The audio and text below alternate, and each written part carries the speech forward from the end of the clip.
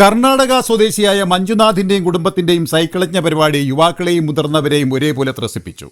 പഴയ തലമുറയ്ക്ക് അവരുടെ ഓർമ്മകൾ പുതുക്കിയും എന്നാൽ ഇത്തരം പരിപാടികൾ സിനിമയിൽ മാത്രം കണ്ടു പരിചയമുള്ള പുതുതലമുറയ്ക്ക് ഇതൊരു പുത്തൻ അനുഭവവും കൂടിയായിരുന്നു. 35 വർഷങ്ങൾക്ക് ശേഷമാണ് ആറ്റിങ്ങൽ ഗ്രാമത്തുമ്പുക്ക് ചന്തയിൽ ഇത്തരത്തിലൊരു സൈക്കിളജ്ഞ പരിപാടി നടക്കുന്നത്. ടിക്കറ്റ് ഇല്ലാതെ സൗജന്യമായി നടത്തിയ പരിപാടിയിൽ കാണികൾ നൽകിയ സംഭാവന മാത്രമായിരുന്നു ഇവരുടെ വരുമാനം. ചെറു കുട്ടികളടക്കം കുടുംബത്തോടൊപ്പമാണ് ആറ്റിങ്ങലെ മിക്ക ഇടങ്ങളിൽ നിന്നുമുള്ളവർ പരിപാടി കാണാനെത്തിയത്. വർഷങ്ങൾക്കിപ്പുറമാണ് ഇത്തരത്തിൽ ഒരു ജനക്കൂട്ടത്തെ വഹിച്ച പരിപാടിക്ക് ഗ്രാമത്തുമ്പുക്ക് സാക്ഷ്യം വഹിക്കുന്നത്. വൈകുന്നേരം 7 മണി മുതൽ ആരംഭിച്ച പരിപാടി 10 മണി വരെ നീണ്ടുനിന്നു. സൈക്കിൾ യജ്ഞം ഉൾപ്പെടെയുള്ള പരിപാടികൾ കാണികളെ മുൾമുനയിൽ നിർത്തുന്നവയായിരുന്നു. പരിപാടിയിലെ സൂപ്പർ സ്റ്റാർ ആര് എന്ന ചോദ്യത്തിന് കാണികളുടെ ഉത്തരം കരിങ്കോഴി എന്നായിരുന്നു. കാരണം നാട്ടുകാരി സംഭാവനയായി നൽകിയ കരിങ്കോഴി ലേലത്തിൽ വെച്ചപ്പോൾ 6ഓളം പേർ പങ്കെടുത്ത ലേലം അരമണിക്കൂർ നീണ്ടു. അവസാനം കൽപ്പടവ് ടീം എന്ന ഒരു കൂട്ടം ചെറുപ്പക്കാരും ഏതാനും വ്യാപാരികളും ചേർന്നുള്ള വാശിയേറിയ ലേലത്തിനൊടുവിൽ വ്യാപാരികൾ 8600 രൂപയ്ക്ക് ലേലം ഉറപ്പിച്ച് ഏകദേശം 3 കിലോ മാത്രം തൂക്കം വരുന്ന കരിങ്കോഴിയെ സ്വന്തമാക്കി. ശ്രീ ചാമുണ്ടേശ്വരി സൈക്കിൾ സർക്കസ് എന്ന പേരിൽ യജ്ഞം സംഘടിപ്പിക്കുന്ന മഞ്ജുനാഥ് 3 വർഷമായി കേരളത്തിൽ പരിപാടി അവതരിപ്പിച്ചു വരികയാണ്. വർഷത്തിൽ 2 മാസം കേരളത്തിൽ പരിപാടി അവതരിപ്പിക്കാറുണ്ടെന്നും ബാക്കി സമയം തന്റെ വാഹനത്തിൽ സ്വന്തം സ്ഥലമായ കർണാടകയിലെ മൈസൂരിൽ പച്ചക്കറി കച്ചവടം നടത്തി വരികയാണെന്നും മഞ്ജുനാഥ് പറഞ്ഞു. കേരളത്തിലെ ഒരു ചെറിയ കുട്ടി ഒരു 8 വർഷങ്ങൾക്ക് ಎಲ್ಲ ശബരിമല മാല പോയിട്ട് വന്നിട്ട് പോയി. പിന്നെ ആന്ധ്ര പോയിട്ട് ഒരു 10 കൊല്ലം നമ്മളെ ഗുരുക്കളും അവിടെ സൈക്കിൾ യജ്ഞം പരിപാടി ട്രെയിനിങ് പ്രാക്ടീസ് ചെയ്തിട്ട് കേരളത്തിലെ ഒരു 3 വർഷത്തിലെ കേരളത്തിലെ 2 മാസം പരിപാടി ഉണ്ട്. ഒരു കലാപരിപാടിക്ക് നാടിನ ಗ್ರಾಮತ್ವ ಮುಕ್ಕು ಇನ್ನು ಪರಿപാടി തീർന്നു. 2 ദിവസം പരിപാടി തീർന്നു. ನಾಡಿನ ಗ್ರಾಮತ್ವ ಮುಕ್ಕು ಮೆಂಬರ್ ಆಳ್ಕಾರು ನಮ್ಮ ನಾಡಿನ ಎಲ್ಲ ಬಾಯ್ಸ್ ಎಲ್ಲ ಆಳ್ಕಾರು പരിപാടി കുടുംബശ്രീ ಎಲ್ಲ ആൾക്കാർ പരിപാടി കണ്ടി നമ്മൾ പരിപാടിക്ക് നല്ല സപ്പോർട്ട് ചെയ്തിട്ട് നല്ല പരിപാടി നല്ല ഇഷ്ടമായി. നമ്മൾ പരിപാടി നല്ല പരിപാടി ಅಂತ പറഞ്ഞിട്ടുണ്ട്. നമ്മൾ ಖುಷಿಯಾയി. പിന്നെ നമ്മൾ നാടെ പോയിട്ട് 2 മാസം അത്രേ ഉള്ളൂ. വർഷത്തിലെ 2 മാസം പരിപാടി. നാടെ പോയിട്ട് ഒരു വണ്ടി ഉണ്ട് ഞങ്ങളത്. ഒരു ഡ്രൈവർ പച്ചക്കറി തക്കാളി എല്ലാ വണ്ടി ഡ്രൈവർ കൊണ്ടുപോകും. പിന്നെ ഒരു ചെറിയ സ്ഥലമുണ്ട്, ഒരു ഇഞ്ചി കൃഷി അന്ന മാതിരി മതി. പിന്നെ വർഷത്തിലെ 2 മാസം കേരളത്തിലെ പരിപാടി അത് മതി നമ്മൾക്ക് ഒരു ജീവിത മാർഗം. മൺമറഞ്ഞെന്ന് കരുതിയ സൈക്കിൾ യജ്ഞം 35-40 വർഷങ്ങൾക്ക് ശേഷം കാണാൻ സാധിച്ചതിന്റെ സന്തോഷവും നാട്ടുകാർ ബീക്കൺ ന്യൂസിനോട് പങ്കുവച്ചു. 35 വർഷം മുമ്പ് നമ്മളൊക്കെ സ്കൂളിൽ പഠിക്കുന്ന സമയത്ത് വന്ന പരിപാടിയാണ്. ഇപ്പം വന്നപ്പോൾ നമുക്ക് എല്ലാവർക്കും ആവേശമായി. എങ്ങനെയായാലും നല്ല രീതിയിൽ എല്ലാവരും സഹകരിച്ചു. ഒരുപാട് ആൾക്കാരുണ്ടായിരുന്നു ഇവിടെ, ഒത്തിരി പേരുണ്ടായിരുന്നു. ഭയങ്കര ആവേശമായി. കാര്യം എന്ന് പറഞ്ഞു കഴിഞ്ഞാൽ നമ്മൾ സ്കൂളിലൊക്കെ പഠിക്കുന്ന സമയത്ത്, നമ്മൾ കുഞ്ഞായിരിക്കുന്ന സമയത്ത്, ഒരു 10 വയസ്സ് 8 വയസ്സൊക്കെ ഉണ്ടായിരുന്ന സമയത്താണ് ഉണ്ടായിരുന്നത്. അപ്പോൾ അന്ന് കണ്ടിട്ട് നമ്മൾ വിദേശത്തൊക്കെ പോയി, നമ്മൾ ജോലി കാര്യങ്ങളും ഇതൊക്കെ ആയിട്ട് നമ്മൾ ഒരുപാട് സ്ഥലങ്ങളിലൊക്കെ പോയിട്ട് തിരിച്ചു വന്നപ്പോൾ ഇങ്ങനെ ഒരു പരിപാടി ഇവിടെ ഗ്രാമത്തുമ്പുക്കിൽ നടക്കണം എന്ന് പറഞ്ഞപ്പോൾ നമുക്ക് ഭയങ്കര സന്തോഷമായി.